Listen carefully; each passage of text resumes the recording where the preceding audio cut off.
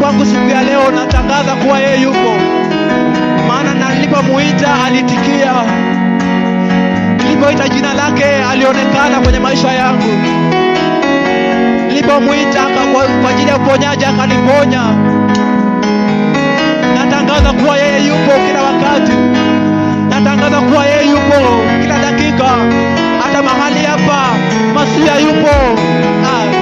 Nimeona kazi yake.